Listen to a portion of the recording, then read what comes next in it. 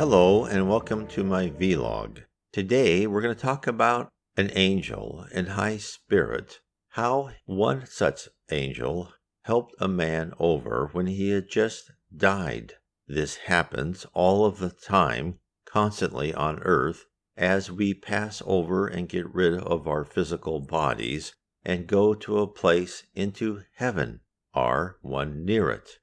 The spirit's name is Zabdiel. He is a high spirit living on the 10th level of heaven, and here is the story he told the Reverend G. Vale Owen back in the 1910s about how he helped one such person from the earth life to the heavenly life. Let's start.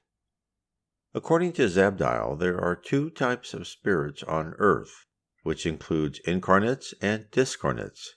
One is the type which realizes the earth is a place of learning, a location to mold their character, and then return to the higher spiritual spheres. The other is bound to earth, attached to earthly pleasures and material goods. Zabdiel, in his communications to the Reverend G. Vale Owen, talks about the surprise of those who arrive at the spirit world unprepared for their new reality. Zabdiel tells us, "Many are very much surprised to find themselves allotted to a place of which they had heard with their outer ears, but had not further inquired as to its reality. When men or women who never gave the possibility of life continuing forever a second thought leave their bodies, many do not even realize they have passed on. They believe themselves to be in some strange earthly location and quite can't place it where it is." Zabdiel illustrates his point with how he helped a man who had just died. "I was once sent to receive a man who required some careful dealing with, for he was one who had many rather decided opinions as to these realms, and whose mind had been filled with ideas of what was right and proper as to the life continued here. I met him as his spirit attendants brought him from the earth region, and led him to a grove of trees where I awaited him. He walked between them and seemed dazed somewhat, as if he sought what he could not find.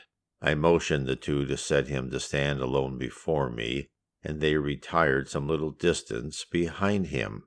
He could not see me plainly at first, but I concentrated my will upon him, and at last he looked at me searchingly." Zabdiel had to make himself denser in order for him to be seen.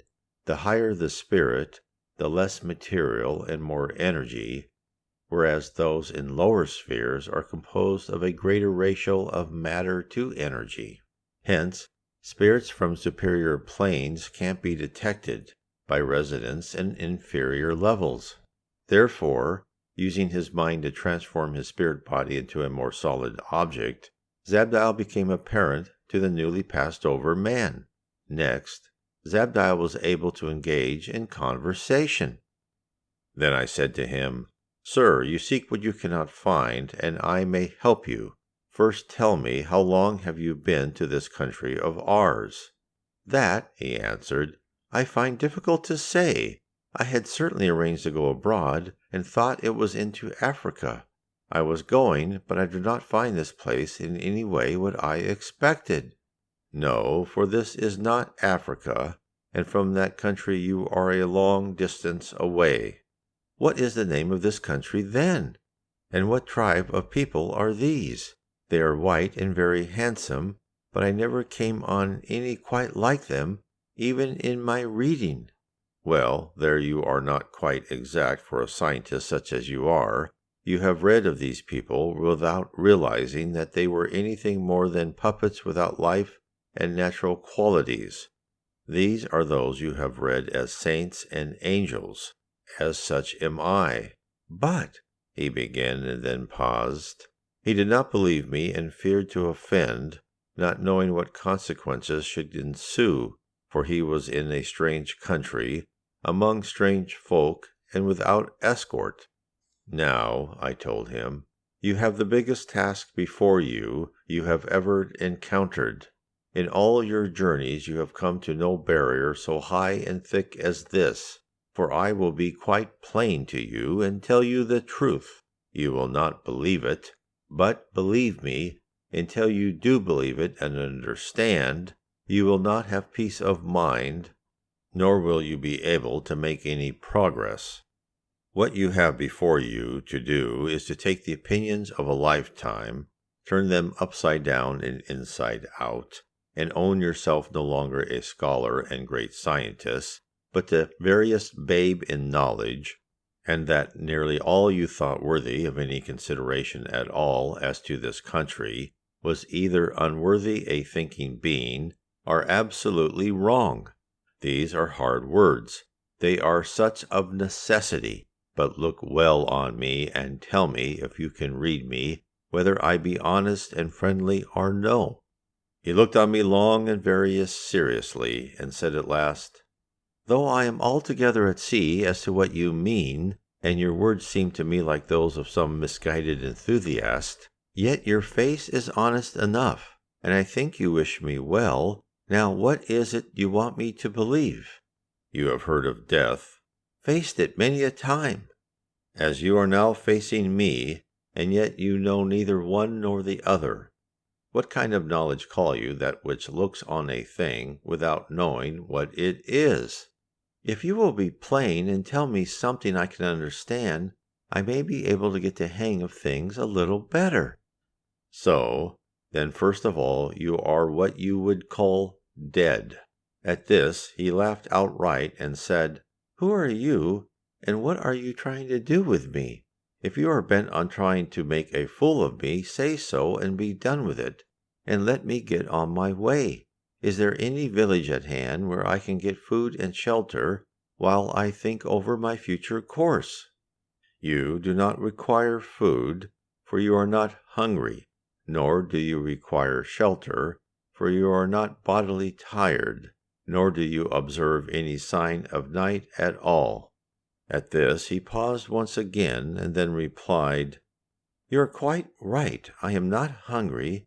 It is strange, but it is quite true. I am not hungry, and this day certainly has been the longest on record. I don't understand it at all. And then he fell into a reverie again. Then I said, You are what you would call dead, and this is the spirit land. You have left the earth, and this is the life beyond, which you must now live and come to understand. Until you grasp this initial truth, further help I cannot give you.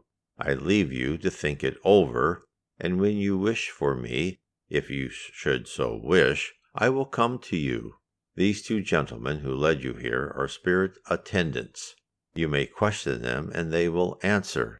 Only this remember, you shall not be suffered to ridicule what they say, and laugh at them, as you did but now at my words.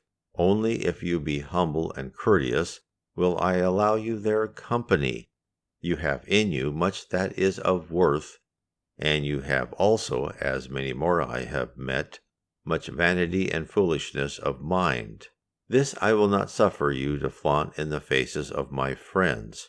So be wise in time and remember, for you are now on the borderland between the spheres of light and those of shade, and it lies in you to be led into the one or to go of your own free will into the other.